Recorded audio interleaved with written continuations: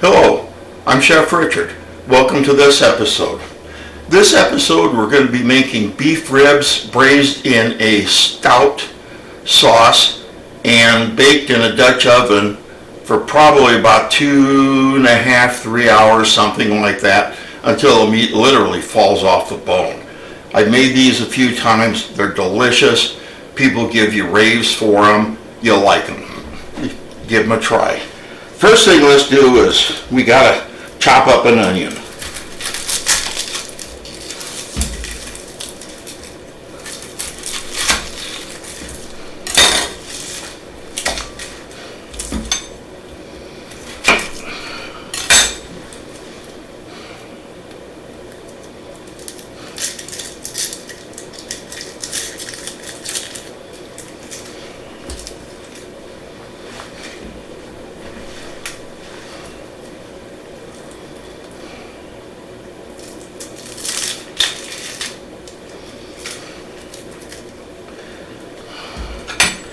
If you end up with a little blemish,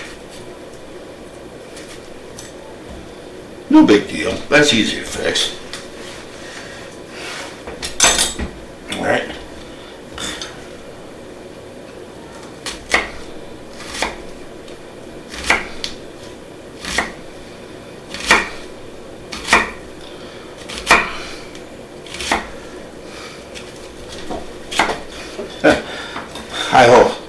I often do something like that. Somebody knows a better way to chop onions.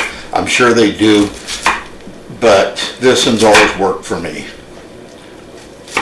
Well, maybe I shouldn't say it's worked for me because it looks like it hasn't.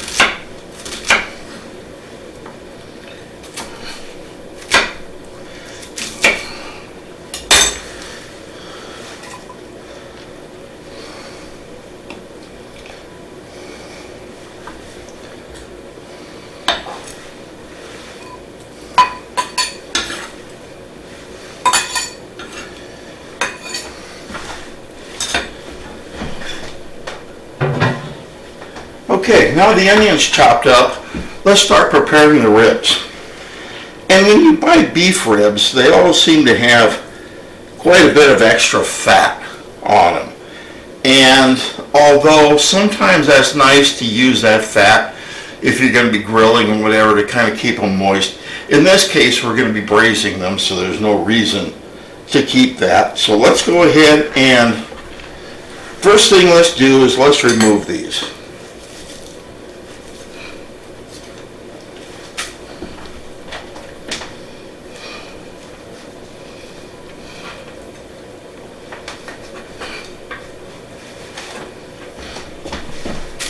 Alright, now we've got our fat removed. Now it's time, let's separate them. There's two ways to separate these. One is the traditional method where every bone. The other is when you want to make your ribs extra meaty. And the way you do that is by taking and cutting right next here to the bone, and cut out every other bone in there, which leaves that entire width in there for extra meat. So if you ever want extra meaty, just remember that there's a way you can do that. This time, I want to cut that little bitty bone out of there. This time, I'm just slicing them right in the middle.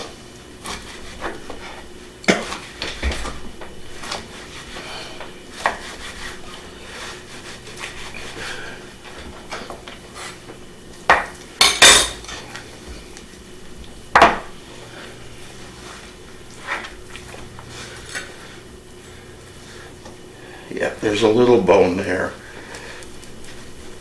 Let's get rid of that.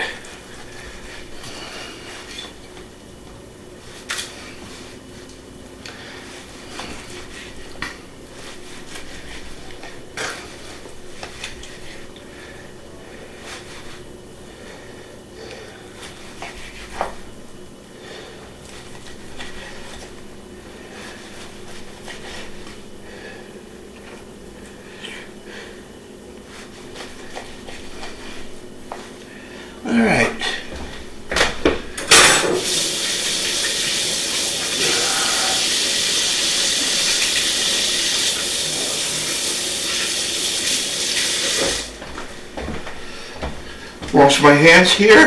Now we're ready to start the first process, the first phase. What we're going to do is we want to brown these ribs. So what I'm going to do is I'm going to go ahead and I put 2 tablespoons of oil in a Dutch oven. I sprayed it first with a vegetable spray because it makes it so much easier to clean up. So I put a couple of tablespoons of vegetable oil in there. Now I'm going to let it heat up and we're going to brown each of these. We want to brown them initially simply because could we put them in there and they come out fine? Yeah!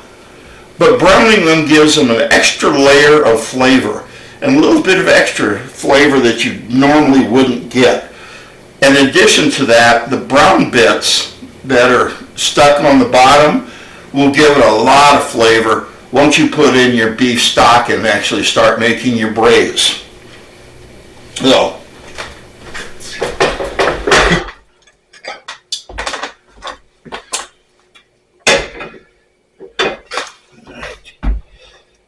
let's start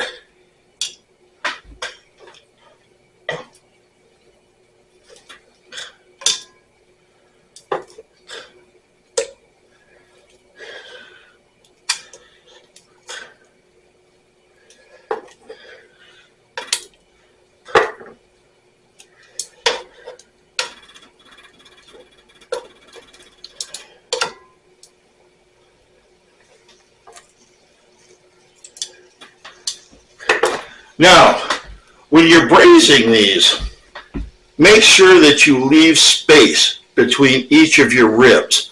And the reason why you leave the space in between the ribs is if you don't, all you get is steamed ribs, you don't get browned ribs. So leave a little space in there for the steam to escape in there and just let it brown. I've got a seasoning that I put on here. It's actually a mixture of salt, pepper, and garlic powder. I'm going to sprinkle a little bit of this on. And let's give it a few minutes for them to brown on the top side. I put the meaty side down in this case because I want to make sure, that they're nice and brown.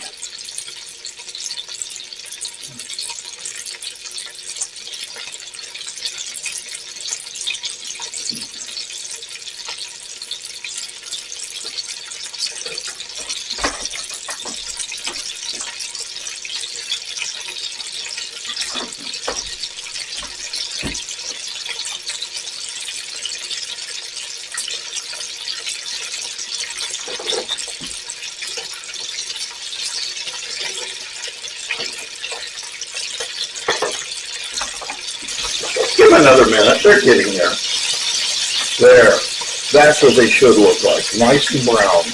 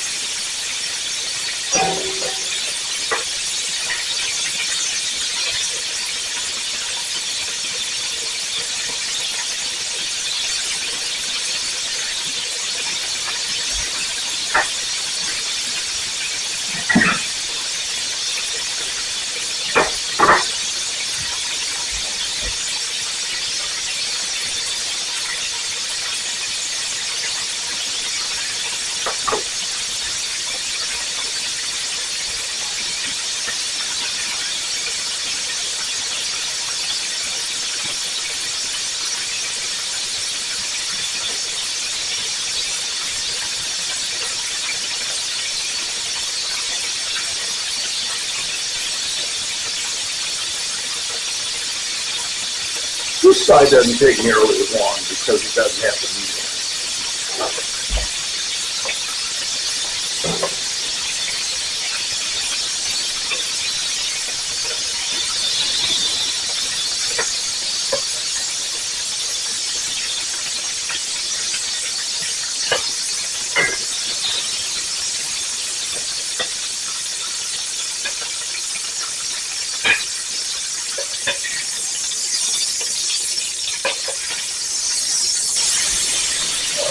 Well, let's put the second batch in.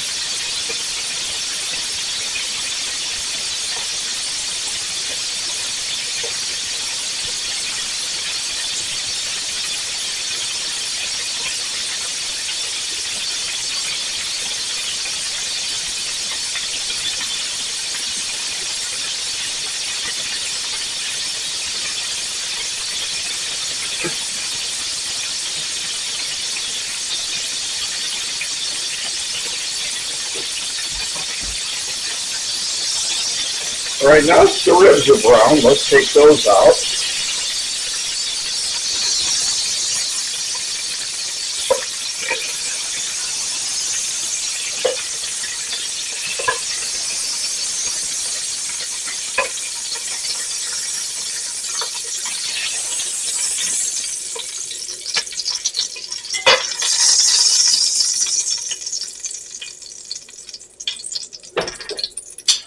All right, I turned the temperature down a little bit. Now let's put our onions in.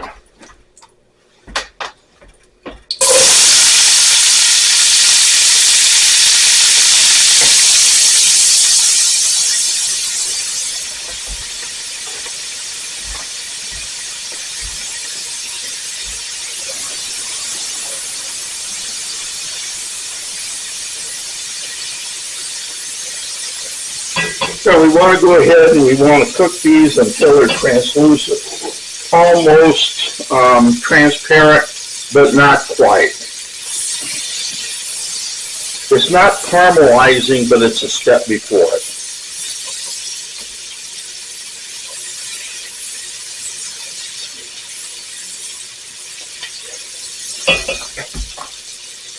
And why do we do this? It releases the sweetness of the onion.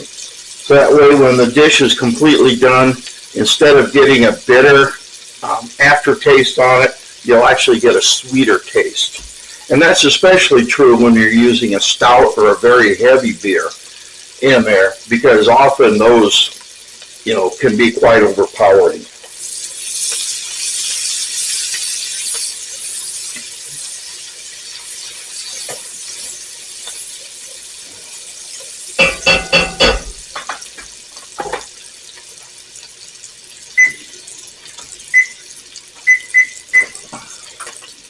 Okay, I'm starting to preheat the oven. I've set it for 300 because I want to cook these low and slow, and I'll probably pull them out in probably 2.5 hours, and by that time they should be plenty tender.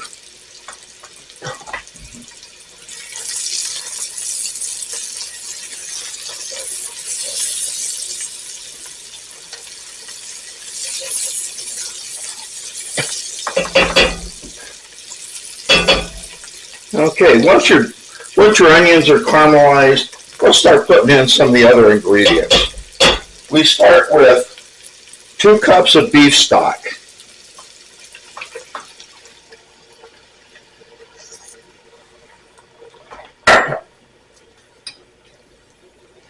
And 6 ounces or 1 small can of tomato paste.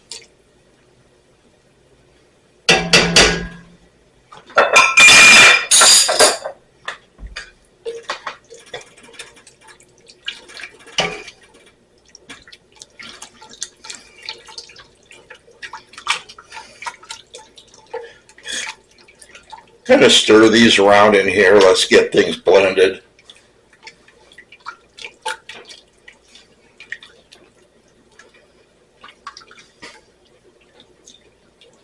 All right. Now, we put in 5 cloves of garlic,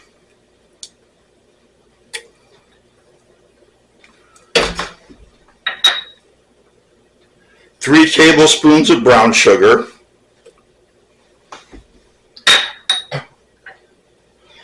3 sprigs of thyme. And by the way, some of the things that I grow have actually come out of my garden. This thyme is one of them. I usually try and grow basil, thyme, rosemary, and parsley because those are my go-to spices the most. And also the ones that if you go down to the grocery store and get them, by the time you use them, they may be starting to wilt or whatever. Those are the 4 that I mainly use, and I thought, well, just grow. And if you haven't grown your own spices before, try it, or grown your own herbs. Try it. It's really easy, and it's actually very rewarding. The other thing I grow are my own hot peppers, and we're going to do an episode on hot sauce where we're going to use those a little later on in the season. Put in some bay leaves.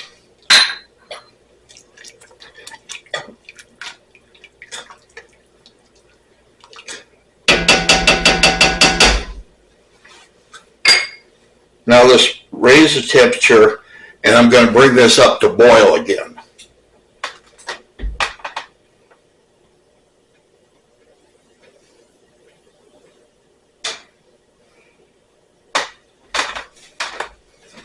And here it's starting to boil.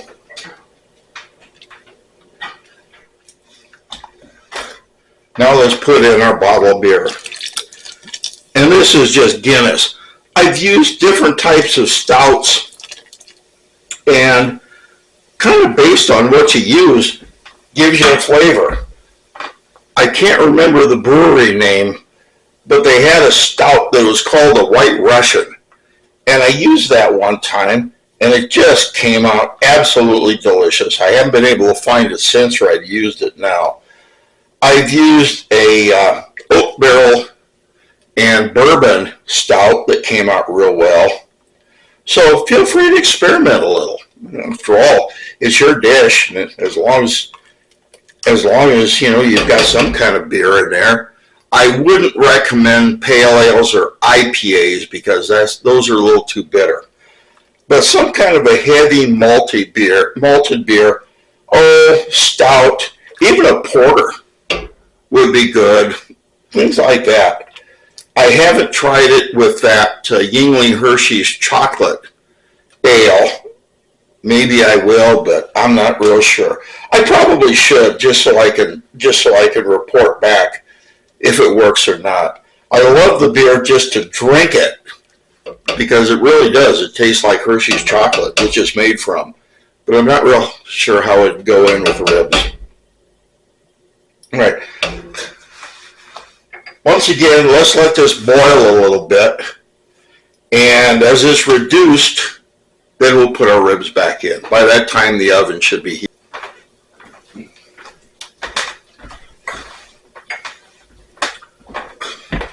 Okay, we see how this is boiling now. Let's go ahead and just let it boil for a little bit. What that'll do is it'll burn the alcohol off the beer. Sorry guys, you're not going to get a buzz off this. It's going to burn the alcohol off the beer. It's also going to let the moisture evaporate, and it's going to reduce this a little bit. Once again, what does that do? It concentrates our flavors. All right, the oven's heated up. So now let's go ahead and let's put our ribs back in. Now they're not going to fit in one layer. That's fine. Just go ahead and put them in two.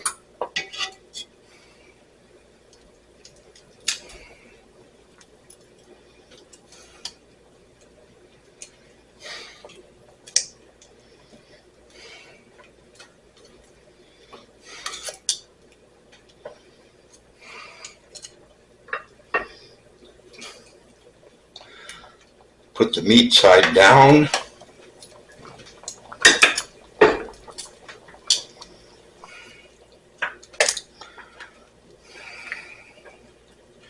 There's pretty much the first row.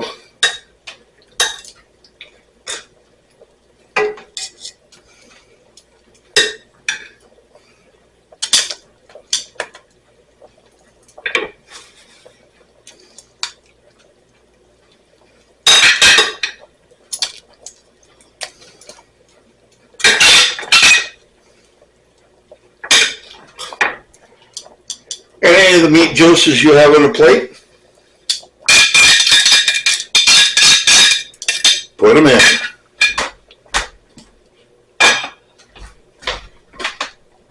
All right, now let's go ahead and put the lid on.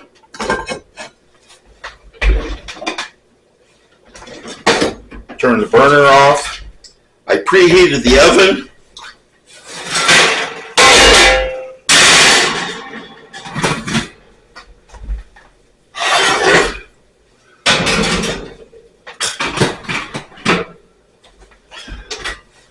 Let's put them in and let's cook them for about 2.5 hours. Welcome back. Well, it's been about 2 hours since we put the ribs in, and they're just about done, so let's go ahead and let's make our mashed potatoes. And what I want to do for here is just simply take, and I want to cut the potatoes. These are just russet potatoes, just plain old common russets.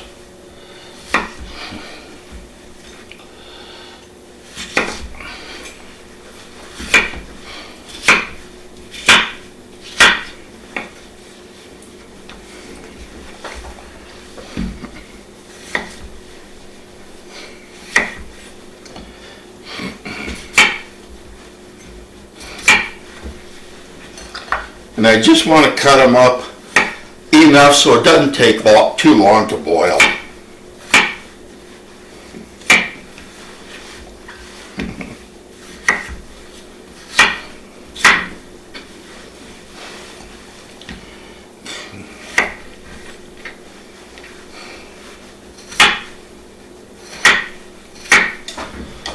Okay. Put them back in our bowl.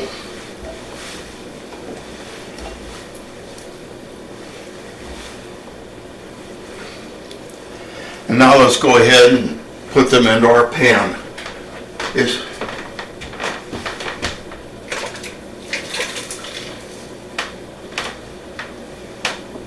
Our pan was just starting to boil when I put these in. So what we're going to do now is we're just going to go ahead and let it return to a boil, and then boil them probably about 20 minutes or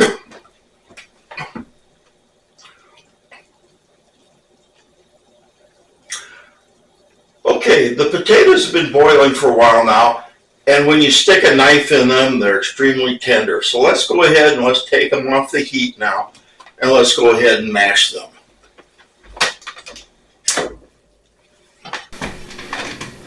The first thing I want to do is drain the water, and I'm going to do that through a colander.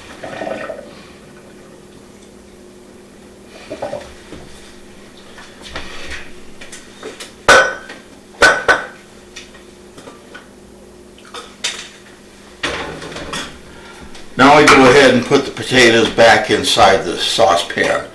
Now it's time to mash them. And as you can see, my year one potato masher, this is actually my grandmother's, and I wouldn't be surprised if it was her grandmother's too. So let's go ahead and we'll start mashing.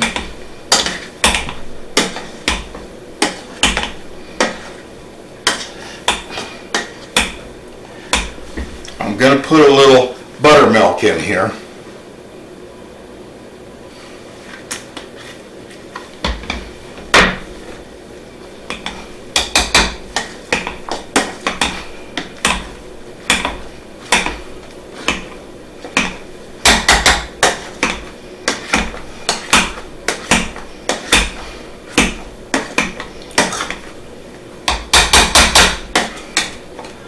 Now I'm going to also put a little Boursin cheese in here.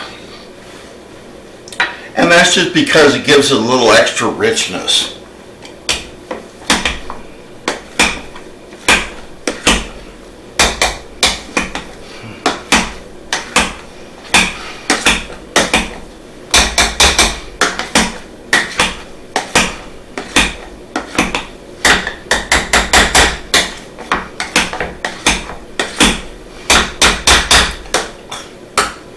And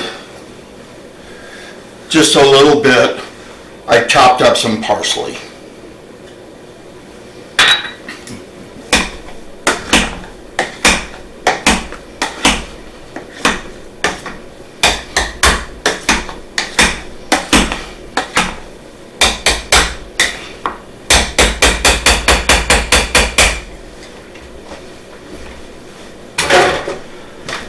Okay, now that we have our potatoes mashed,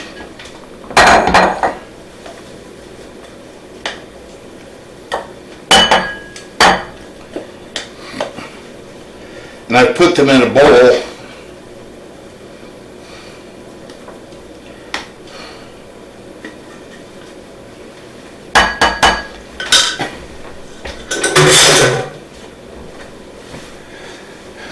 now it's time to plate.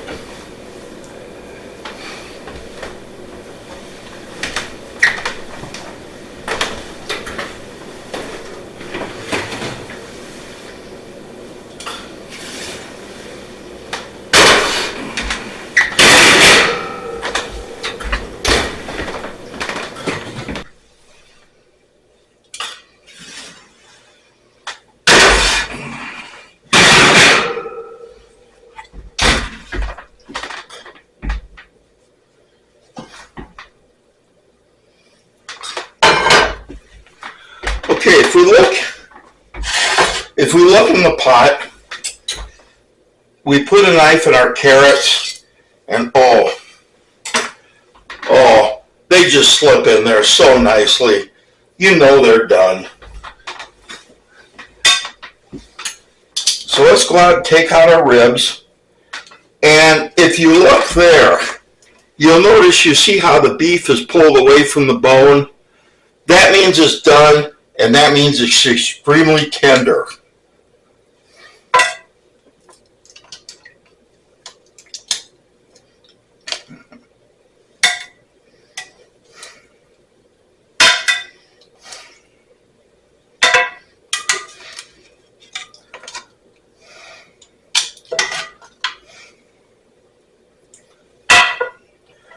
In fact, you know they'll fall off the bone tender when the bone falls off.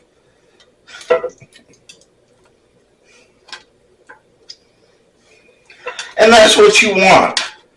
You want them tender to the point where the bone falls off, because otherwise they're going to be tough. Your guests aren't going to particularly like it. And if there's anything that I really don't like when I go over and have ribs or any kind of, meat like that, it's when it's tough.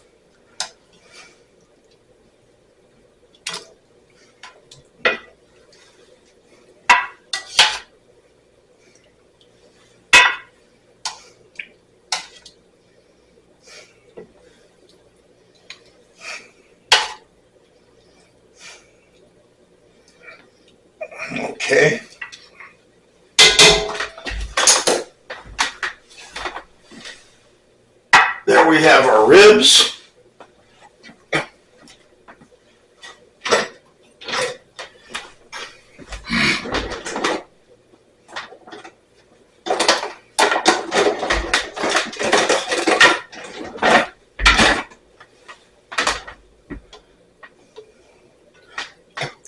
Now let's pull out our carrots and our onions.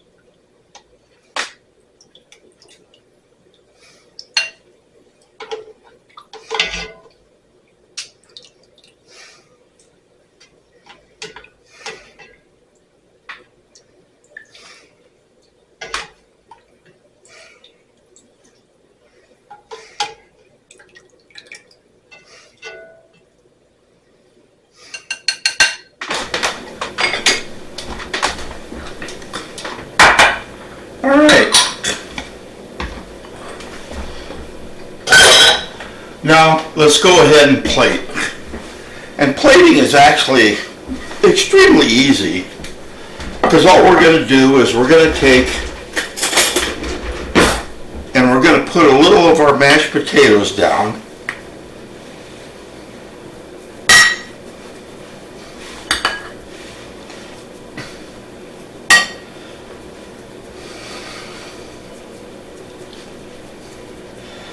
And as far as I'm concerned, don't worry if they're a little lumpy. If they were so creamy and good and just so consistent, somebody's going to think they're boxed.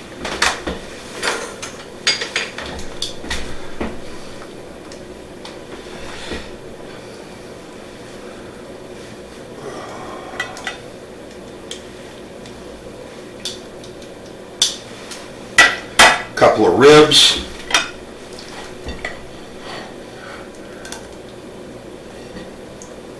We'll take some carrots and onions. Thus. And now let's put a little garnish on. Now, remember, and one of the biggest things to remember when you're fixing dinner for somebody or fixing a meal is people eat with their eyes long before they do with their taste buds. So let's make sure that what we fix people looks very, very good. Now here's how I normally serve the platter, like this. If you want to take and you want to add something like a little dill or something to give it a little extra, that's fine too. But here's a dinner that you can serve and you can be proud of. And I can guarantee that anybody you serve that to is going to be very, very happy, and they're going to probably ask you for the recipe. I know I fixed this many times, and they have. Anyway, this is it for this episode. I'm Chef Richard. Remember to have fun, be good, God bless, and remember my prime directive. Cooking should always, always be fun.